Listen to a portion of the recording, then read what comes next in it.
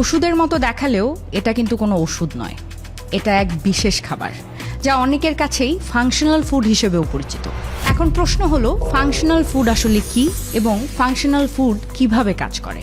আমার কাছে মনে হয় আমাদের এই অস্থির সময়ে আমাদের সকলেরই জানা উচিত যে ফাংশনাল ফুড আসলে আমাদের দেহে কিভাবে কাজ করে এবং ফাংশনাল ফুডের উদ্ভাবনটা আসলে কোথা থেকে হয়েছে। চলুন আজকে জানবো এবং জানাবো ফাংশনাল ফুডের আদ্যোপান্ত। ফাংশনাল ফুড বলতে এমন খাবার বোঝায় যা দৈনন্দিন পুষ্টি চাহিদার বাইরে বিভিন্ন স্বাস্থ্য সমস্যায় মোকাবেলা ও স্বাস্থ্যের উন্নতিতে বিশেষ ভূমিকা রাখে। সাধারণত আমরা যা খাই, মানে দৈনন্দিন খাদ্যাভ্যাসে যেসব খাবার থাকে সেগুলোই হলো কনভেনশনাল ফুড বা প্রচলিত খাবার, আর এগুলো থেকেই আমাদের পুষ্টি চাহিদা পূরণ হয়। আবার অন্যদিকে নির্দিষ্ট সমস্যা নিরসনে সহায়ক ভূমিকা রাখে ফাংশনাল ফুড, যাতে থাকে বায়ো অ্যাক্টিভ উপাদান, মানে পুষ্টি উপাদান ছাড়াও খাবারে এমন কিছু উপাদান থাকে যা দেহের বিভিন্ন উপকারে লাগে। যেমন হলুদ একটি মশলা, এতে থাকা বায়ো অ্যাক্টিভ উপাদান কারকিউমিন আমাদের দেহের নানান উপকারে কাজ করে। আর ফাংশনাল ফুড তাকেই বলা হয় যেখানে পুষ্টি চাহিদার ঊর্ধ্বে গিয়ে এক বা একাধিক বায়ো অ্যাক্টিভ উপাদানের সমন্বয়ে খাবার তৈরি হয়। ফাংশনাল ফুড এই কথাটির উদ্ভাবন হয় জাপানে একটা সমস্যা নোটিস করা হয়েছিল। সেটা হলো একটা বয়সের পরে মানুষের ভুলে যাওয়ার প্রবণতা অথবা অ্যালজাইমার রোগের উপসর্গ দেখা দিত। আর ঠিক এই উপসর্গ চোখে পড়ার পরপরই জাপান সরকার এটা নিয়ে গবেষণা শুরু করলো এবং এই গবেষণায় দেখতে পারলো যে একটা বিশেষ অঞ্চলের মানুষের এই অ্যালজাইমার রোগের সংখ্যা তুলনামূলকভাবে কম। তার পেছনের রহস্য জানতে গিয়ে তারা ফোকাস করলো তাদের খাদ্যাভ্যাসের দিকে। তখন তারা দেখলো তাদের খাদ্যাভ্যাসে এমন কিছু খাবার আছে যাতে বায়ো অ্যাক্টিভ উপাদান আছে। এই উপাদান বিশেষ মাত্রা ও ফর্মুলায় বিশেষ বডি ফাংশনকে প্রভাবিত করে।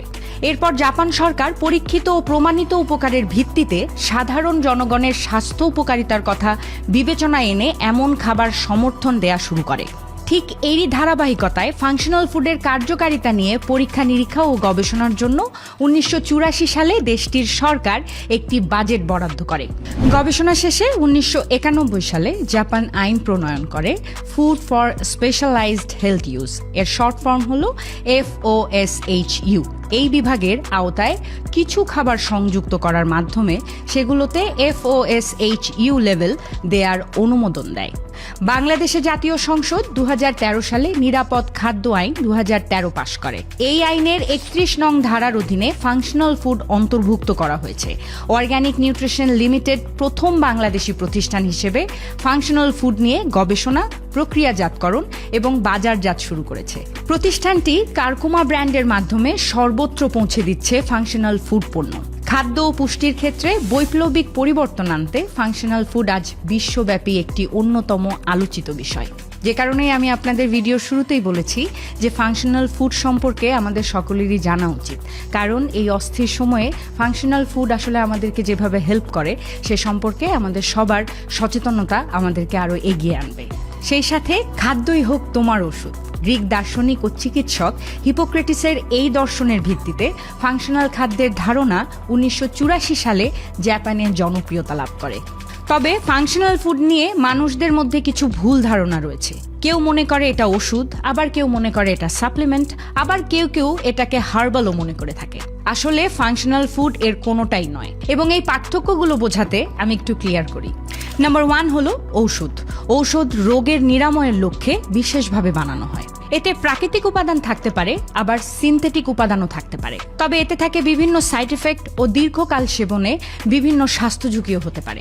নাম্বার 2 হলো সাপ্লিমেন্ট। আমাদের শরীরে যদি কোনো বিশেষ নিউট্রিশন অথবা ভাইটামিনের ঘাটতি তৈরি হয়, সেই ঘাটতি মেটাতে সেই নিউট্রিশন বা ভাইটামিন দেয়া হয়। যেমন শরীরে ভাইটামিন ডি এর ঘাটতি দেখা দিলে ভাইটামিন ডি এর সাপ্লিমেন্ট দেয়া হয়, যা ভাইটামিন ডির ঘাটতি মেটাতে সাহায্য করে। নাম্বার 3 হলো হার্বাল।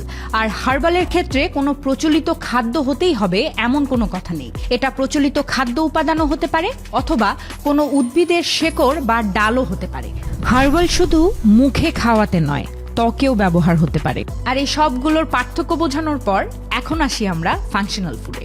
ফাংশনাল ফুড হতে হলে তাকে অবশ্যই প্রচলিত খাবার হতে হবে এবং ওই খাবারে বায়ো অ্যাক্টিভ উপাদান থাকতে হবে এবং এই খাবার বিশেষ স্বাস্থ্য সহায়ক ভূমিকা পালন করতে পারে এরকম নিশ্চয়তা থাকতে হবে। আর এই ভিডিওতে এতগুলো পার্থক্য তুলে ধরবার পরে আমার কাছে মনে হয় আপনারা বুঝতে পেরেছেন যে ফাংশনাল ফুড আসলে আমাদের স্বাস্থ্যের জন্য কতটা প্রয়োজন।